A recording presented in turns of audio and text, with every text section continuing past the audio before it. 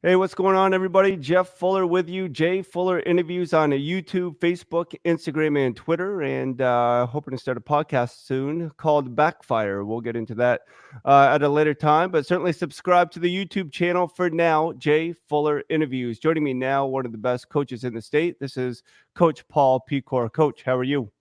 I'm doing well, Jeff. Thank you very much for having me this morning. I don't know about the one of the best coaches in the state, but I appreciate the compliment this morning. Your record. So, talk to me a little bit about what it was like this basketball season. You guys did well, and the boys were able to finish, but the girls unfortunately weren't. Just with COVID-19, how everything shook out. What did that look like for, especially the seniors at Rice Memorial? Yeah, well, a couple of thoughts on that. Number one is every year we flip flop with the girls. So this year we technically would be at the end. The girls would go before us. So and this happened to be one of the lucky years for us, where we got to finish our year first, and unfortunately the girls didn't get the chance to finish. There was just so many emotions involved in that because obviously, a lot of our guys, with our school being in South Burlington, we're really tight with the UVM and how they're doing and the UVM basketball players.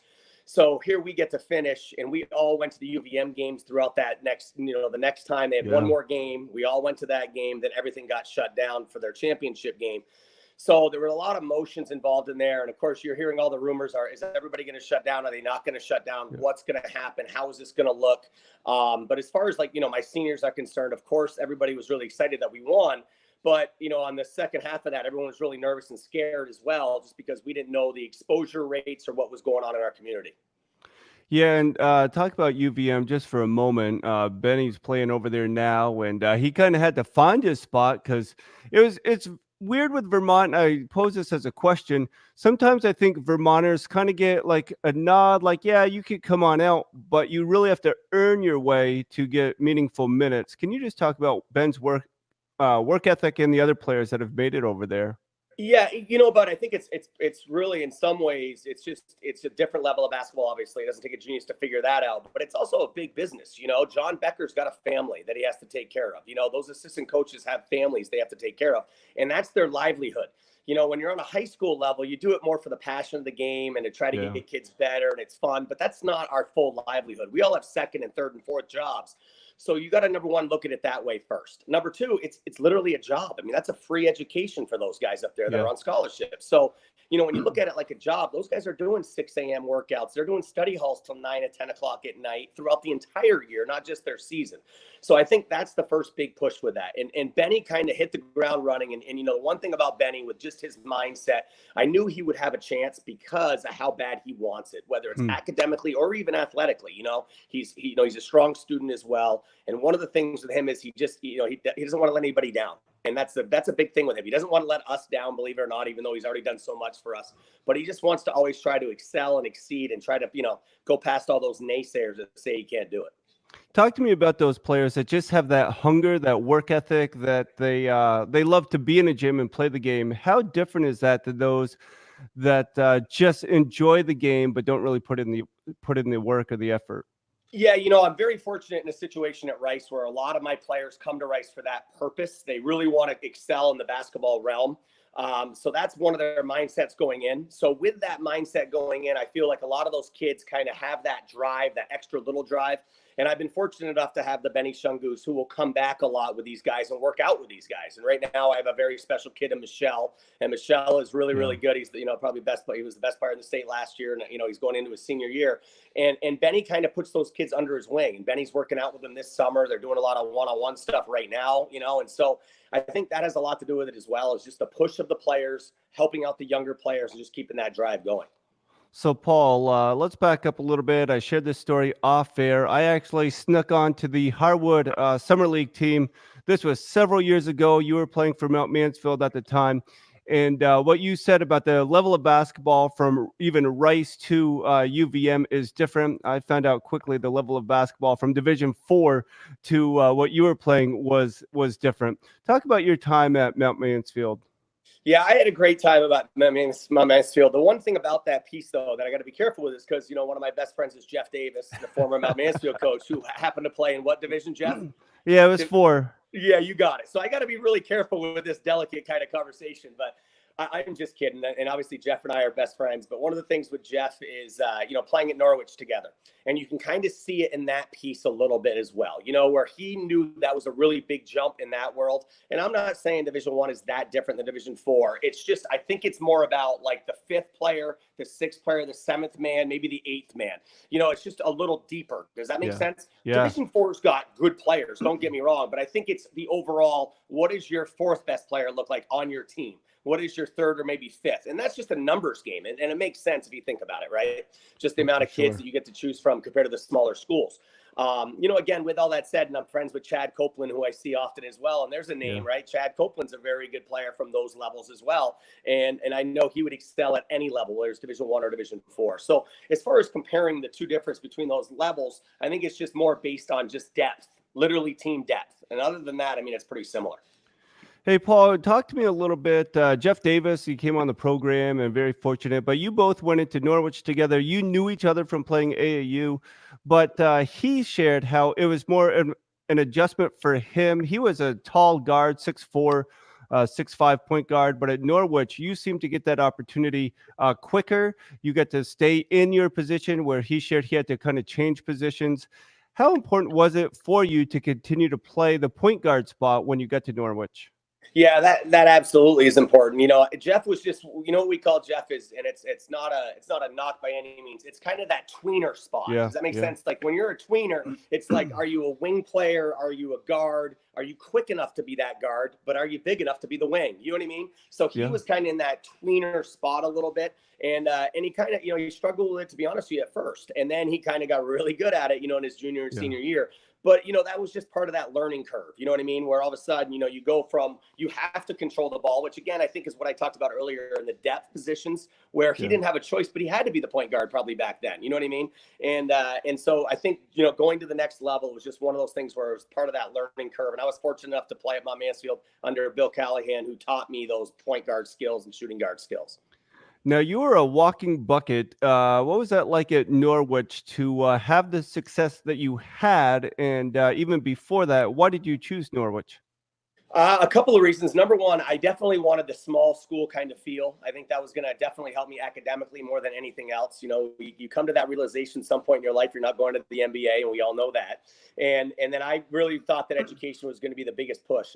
And Norwich gave me a phenomenal education. I thought it was the right fit as well. I'm kind of a homebody. I'm still in Vermont. You know what I mean? I'm coaching locally. So I feel like a combination of both of those two things. My family's really important to me, so I wanted to stay there. As is Jeff Davis, is a very similar story. You know what I mean? Yeah. So I think that was the big push and the reason why I decided on Norwich. I love going back to these memories just because I want my guys to hear some of this stuff, because I don't think they realized I actually could play the game back then. Out of the weekend practices, which are pretty light, Michelle out of nowhere just suddenly goes to me, Coach, wait, you actually got to play against other people? You weren't just like shooting in the gym? So sometimes you got to deal with some of that stuff when we go back and forth, but it's fun. It's all in good nature. And now for you being at Rice, how important is it to have assistant coaches that you guys are on the same page, that you don't just have a bunch of yes men, but also that you're focused on bringing the best to the team, but also to the individual athletes as well? It's funny. When I first got the job, a really wise man in our community, and he definitely doesn't want me to say his name, so I got to be careful there. But he always sits in the corner of our gym. There's my hint. And one of the things he told me is he said, Paul, I'm going to give you one big hint. You got to surround yourself with people and good people around you. If you don't, you're never going to make it, no matter what. And especially at Rice with the boosters and everybody that's involved. And that just stuck with me. And so, then I grabbed my assistants of a Derek Trono, a Kevin Saplicki, who's been around it. I've had a couple others, Saul, who's the South Burlington coach. So we kind of just bounced around a little bit. And my point is, it's really all of us. Do you know what I mean? It's not one person. It's nobody stronger than the other person. Everybody's got their voice. Everybody has their say. And I truly believe one of the things, I learned under Bob Tipson at Champlain College. I was there for years with him, and he had one of the top JUCO programs in the country. And he used to say the same kind of things, and it's literally, that's the way it is. And I truly believe even on the college level, it's the exact same way. It's literally everybody's got to have that voice. You've got to be involved. Now, talk to me a little bit. I guess a criticism is that Rice recruits. Now, it's kind of funny because I went to a small private Christian school, and when I went, they said, "Oh, it's kind of like Rice," and it's like, no, it isn't like Rice. But the fact that you guys have such a great program, but we have a ton of friends that go, they've sent their kids there. the class size, the attention to detail that teachers can give to students is definitely a benefit. But what do you say to those critics that say, "Oh, all Rice does is recruit"? Well, I think a couple of things there that you touched upon. I think number one, and I like what you were saying. Let's be honest. And I'm a public school teacher, so it's difficult for me to say. So I teach in Colchester. Yeah, However, the public school system isn't for everyone. You know what I mean? And so having those smaller class sizes, having that one-on-one attention. One of the things that we talk a lot about with our families is the fact that those assistants you were talking about earlier, they keep tabs on all of our guys. We have a direct line to our guidance counselors. We want to make sure our kids are not finished at Rice. We want them going to the next level. I don't care if it's yeah, D3, D2, wherever it is, whatever the best fit for them, D1. It's just a matter of getting them to that point. And as much as the wins and losses are terrific, I think our better succession rate is probably our high school graduation rate, and they're graduating from college as well. So that's probably our number one big push is that. There's a lot to be said, not only for smaller class sizes, just in the fact that everybody wears the same uniform, for example, and I'm a big believer in that as well. yeah. So like the bullying component is gone. There's no bullying. Everybody Right, wears the right. same. They look the same. We do not have an open campus. They have to stay there through the entire day. They can't be leaving and going to McDonald's and then coming back and, come and go as they please. So it's kind of that regiment piece. And where did Sure. I go to college? Norwich. So it Yeah, kind of yeah. makes sense a little bit, right? You know what I mean? So it's really a really good fit for me. And that's one of the things that I talk to my families about and, prospective families that we have as well. Now, you get to coach against some fun former players. Matt Johnson, he was a standout at UVM. You mentioned Jeff Davis, obviously. And what's it like just to be around coaches that you kind of grew up with, either watching, playing against, and just being around? But now you guys have made that transition to coach against each other, but also together as one family. Yeah, that's a great question. I think one of the things with Vermont that makes it even more special is it's kind of like the coaching fraternity, if you will. Like I know, back when Matt Johnson was here, he was always one phone call away. Now, don't get me Yeah. wrong. When that ball went up, we grinded each other out. And what people don't realize, it's always funny. There's, a lot of things being said back in the day, especially with our big rivalry of Pat Bergman, Tyrone Connolly, both going D1, and the place was sold out before the JV game. And everybody would come to this assumption that Matt and I probably didn't get along, right? You would think there's no way. During the game, we're both fiery. We both are into the game a lot, potentially a technical here or there. We all know that. But, the big push on that is it's funny, is as soon as the game ended, it would literally be like, hey, where are you going this weekend? You want to just Sure. sit down and just talk, maybe have a drink and just, go back and reminisce about some stuff. So that's one of the things about that coaching fraternity that we talk about. Right. Jeff Davis and I have that same rule, win or lose. Me and him are a little bit more direct. Right after the game, Yeah. we have to see each other, which is even harder because obviously if you're on the winning side, it's a lot easier than the losing side. But we do that after every single game, or we did before, obviously his retirement. But so it's just part of that whole piece. You know what I mean? And it's kind of a culture with all of us. And we all know there's ups and downs to every program. And there's parents that are really difficult. And it's good to, just get into each other's head a little bit. So not to make you too uncomfortable, but I got to ask, Jeff Davis leaving Mount Mansfield, that is your alma mater.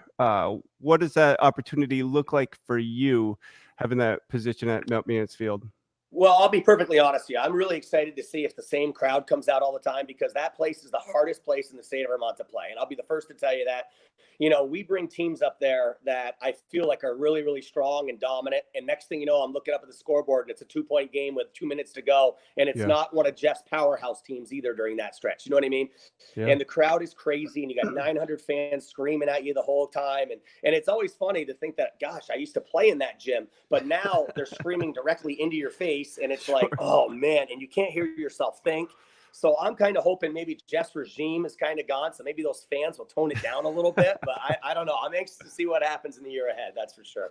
So this picture behind me is from a junior high tournament, I believe in Indiana. This is pre-COVID actually, but looking at possibly playing without fans in the stands, as you just mentioned, it can definitely be an advantage for the home team.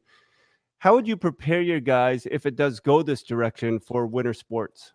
Yeah, I'll be honest with you, Jeff. It's a concern for all of us. I'm on a couple welcome back to school community, committees right now to try to get kids back to school. And obviously, I think that's our number one priority is getting the kids back and trying to figure out what's the safest way for teachers, staff, and obviously children.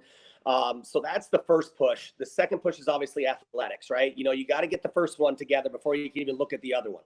So I think it's concerning on many levels. We're all trying to figure it out. We're trying to figure out this COVID-19 and what's going on with it and these symptoms and whether or not kids can really transmit it as much as adults. And so there's so many questions that are out there that we're trying to figure out. As far as that's concerned, I think the number one thing is getting kids to play, obviously, is the number one. Obviously, you want fans there. That's part of the game. We all love that. It gets you up a little bit more.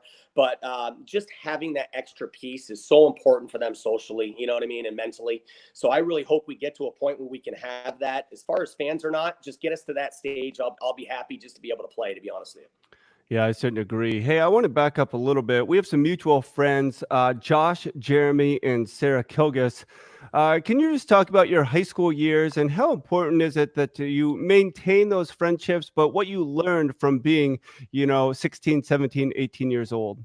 Yeah, it's always great. And it's one of those things that sometimes social media gets a bad crack, just in the fact that there's so much out there and you can write whatever you want and people are reading everything. And then all of a sudden, you look and a Sarah Kilgus is texting me and messaging me, just saying, hey, is everything going okay up there in Vermont? You know what I mean? And that's one of the biggest benefits, obviously, with social media is to stay in contact with people and you go way back. And we had a little bit of a measles outbreak back in the day at Mount Mansfield where we had to take a couple weeks off because of the measles. So it's interesting. People have asked me about the COVID situation this year with people taking time off. We had to take 2 weeks off with the measles back in the day when that was my senior year. And it's really difficult. And I'm going in two different tangents here, but it's great, obviously, to keep in touch with them.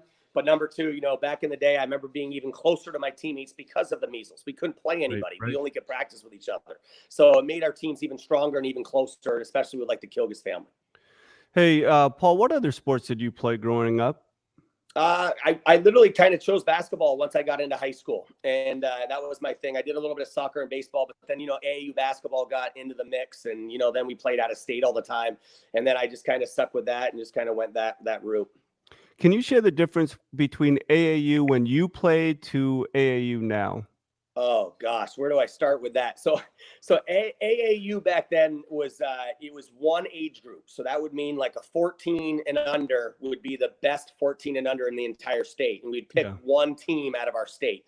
So you'd play a 14, a 15, a 16, a 17. So it's literally like an all-star team from the state of Vermont, which makes a lot of sense when you're playing against DC and Florida and Texas. Right. So that's the way it used to be. And then all of a sudden you could feel the switch. And then all of a sudden and I honestly, I think it's kind of a good thing for the game of basketball in the fact that, all of a sudden you're a 14-year-old kid and you're being told you didn't make the all-star team. So that kind of shunned them away from the game of basketball, right? Sure. In many ways. However, if you were lucky enough to play on that team, you just kept going, but that was a select few. Now, of course, as you know, it's turned into big business, which I don't agree with. However, it also is getting kids playing all the time, all over the place. Yeah. It's really difficult on a coach's end from a high school standpoint to kind of stay away from it just because I can't push a kid into one program versus another because you never want to pivot against anybody, especially at a place like Rice. Yeah. So it's one of those things where I got to be right in the middle. My number one thing is as long as kids are playing and they're getting better is my number one thing. I don't, if they play over here, they play over there, that's totally their choice. Now I sound like that old guy that says, get off my lawn. But I remember when we used to play, it was just if there was an open run outside, we did not need a referee. We did not need a scoreboard. We just wanted to keep score so we knew who won the game at the end of the game. Do you think pickup is going to make a comeback or have to make a comeback now that, mini metro, AAU, and summer leagues are not happening this year? Well, a couple of thoughts on that, but I know my guys are already starting to go down to like Roosevelt Park and South Park in Burlington. And I was shocked to hear that because I have never heard that, but it makes sense, right? They have no runs. They can't get in anywhere. They can't go into a gym right now. We have no summer league. We're not allowed to do summer league this year. Right. So in one positive note to COVID, I'm kind of excited that they're getting outside and they're actually playing against each other. And that's how we used to run, right? Find the best run outside and let's go. Yeah. So it's interesting where if there is this little piece of a silver lining in COVID, it's that maybe kids now will get outside and start playing all the time with each other, whether it's basketball or baseball or whatever it may be. I think they're getting outside more and more. Now, I have to ask you a question about a close call you had, and my coach or my friend Nick Foster coaches over at Montpelier. You guys played Montpelier. They were putting a great game together, and then you guys came out at the end. Can you just talk about that game? And they have a kid, Leo. They had a couple shooters. I forget their name right now, but they seem to really have a good season. For you playing against them, was that a risk? And then how did that turn out for your team after? I will say, honestly, it's an incredible risk because, yes, they had more than I think one or two shooters. I think they had like Yeah. 3 or 4. Everybody was making shots on that team. And Leo obviously is the athlete in the middle that can do a little bit of everything, you know? So, yeah, I saw him on the schedule. My first call was right to my athletic director. And I said, why are we playing Montpelier? And he goes, well, Paul, I'll make a deal with you. They said we can play at Montpelier or at Rice. And I said, that should have been a warning sign right there. They don't care where they play as long as they play us. We're in deep trouble in this game. So I was extremely concerned going in. It's really a tough situation to try to, and it was a weekend game. It was a Saturday because we got snowed out earlier in the year. It was supposed to be the first game of the year. So any Saturday games doesn't matter. It's really hard to motivate kids no matter what it is. Obviously, then you're going to a Division II team and not downplaying them by any means, which they should have beat us for the record. They should have beat us. So it's one of those things where I'm trying to motivate. All of a sudden you look up and you're down double digits and you're trying to explain, oh yeah, that team that I told you was really good. Look at where we are right now. We're down double digits. You know what I mean? Yeah. So hopefully, again, we get to play next year because they had a pretty much a whole junior team, and so did I. So we're at basically we both are going to have everybody back. So I would like to think it's not going to take that much for me to inspire our guys this year by any means. But they are a terrific team. I would be shocked if they're not the favorite in Division II, you know, because of how good they were. Definitely. Hey, Paul, I'll get you out with a couple questions. Thanks again for making the time. This is Coach Paul Pecor at Rice Memorial.